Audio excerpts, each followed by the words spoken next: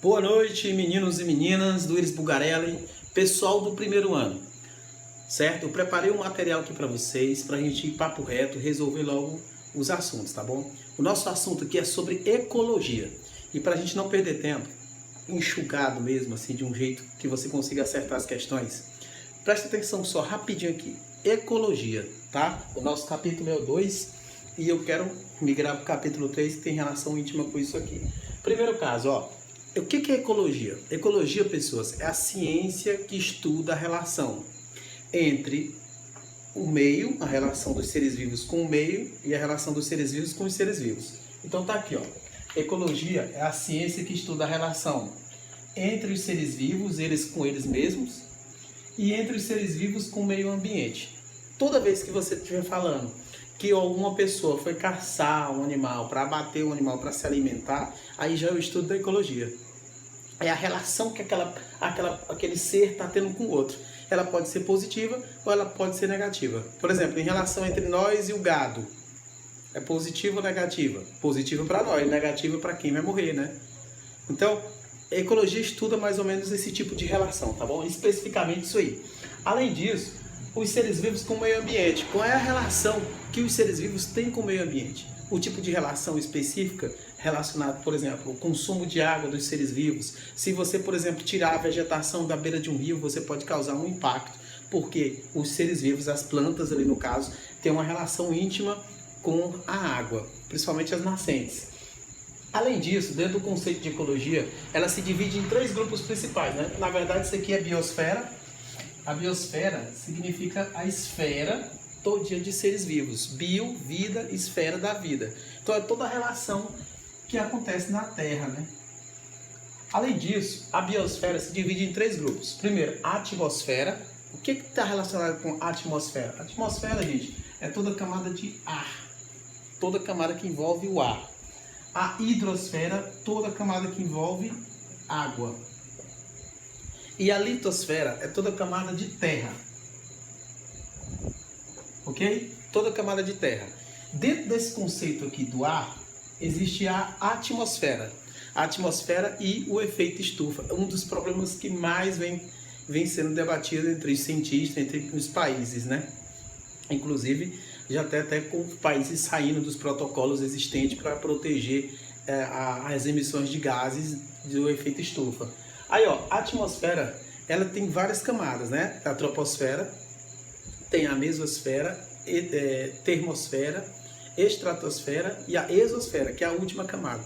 Vocês precisam, dentro do trabalho que eu pedi, que você selecione e descubra qual é a intimidade que cada camada tem. Por exemplo, troposfera é onde vivem os seres vivos, ok? Camada de ozônio, estratosfera e assim sucessivamente. Eu preciso que vocês peguem as camadas da atmosfera e notifiquem qual é a característica de cada uma, de um jeito simples, de um jeito muito simples. Dentro desse padrão aqui do efeito estufa, né, existe uma camada que protege toda a Terra. Então, aqui, né, a Terra, se, por exemplo, nós vivemos, não é que nós vivemos dentro, nós não vivemos dentro aqui da Terra. Nós vivemos sob aqui, caminhando nesse solo. A questão é que aqui em cima, em volta do planeta Terra, existe uma camada que protege as emissões de raios ultravioleta. Então, os raios que entram aqui são os raios ultravioleta, certo? Ultravioleta e os raios infravermelho. São esses 2 raios. O que acontece é que se esses raios ficarem acessando a Terra diretamente, acontece um processo chamado de superaquecimento. Por quê? O raio infravermelho, ele entra e ele aquece a Terra, causando condições específicas para a vida na Terra. Se não fosse esse efeito estufa, gente, não teria condições de ter vida, esse tipo de vida aqui na Terra. Não teria como. Então o efeito estufa não é uma coisa ruim. Efeito estufa é uma coisa boa. O problema todo é o outro raio. Esse raio ultravioleta, esse raio aqui, se ele entrar constantemente dentro da Terra, ele superaquece, ele acelera o efeito estufa. Ok? Mas como que ele acessa? Quem impede que os raios ultravioleta acessem a Terra é a camada de ozônio. E a camada de ozônio, ela é destruída lentamente pela liberação de emissões de gases que vêm dos combustíveis fósseis. Quais são os combustíveis fósseis? As queimadas, os que vêm da liberação de fumaça de carro, de veículos, de indústria. A indústria é a que mais polui o ar e, consequentemente, destrói a nossa camada da Terra, essa camada de ozônio, porque o carbono ele vai retirando os gases da atmosfera. Qual é o gás que forma a camada de ozônio? Oxigênio.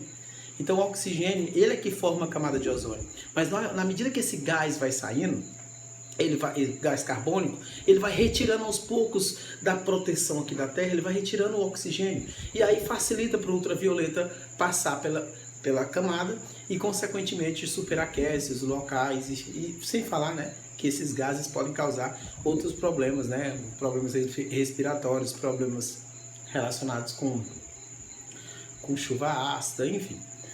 O que você tem que entender é que o efeito estufa é bom.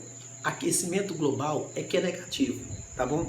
Efeito estufa, ele causa condições propícias. Se tiver muito gás, muita poluição, ele acelera e se torna um aquecimento global, ok? Beleza aí, né? Outro tópico também importante aqui do material de vocês está relacionado ao efeito estufa, que afeta diretamente o clima, né? O clima influenciando. Gente, o clima, o clima não tem variação, não é variável. Clima é clima, certo? Tempo, dentro do conceito de geografia, rapidinho. O clima é uma coisa, as condições de tempo é outra. Clima nunca muda, ou o clima pode ser seco, pode ser árido, né? Semiárido, ele pode ser tropical e tal. Agora, tempo não, nós temos tempos de sol e tempos de chuva. Isso sim tem a diferença. Agora, se o clima drasticamente mudar por causa do efeito estufa, todas as espécies que são totalmente adaptadas àquele clima, ou ela tem que achar um jeito de ter um certo padrão de mutação, ou ela vai ter que desaparecer dali das condições. Imagine, o urso polar daqui a pouco tem que se acostumar com o deserto. É meio complexo, né? É meio drástico de se pensar dessa forma. Então, outro processo também, gente, é a circulação. Sabe a diferença entre o que é translação e rotação, né?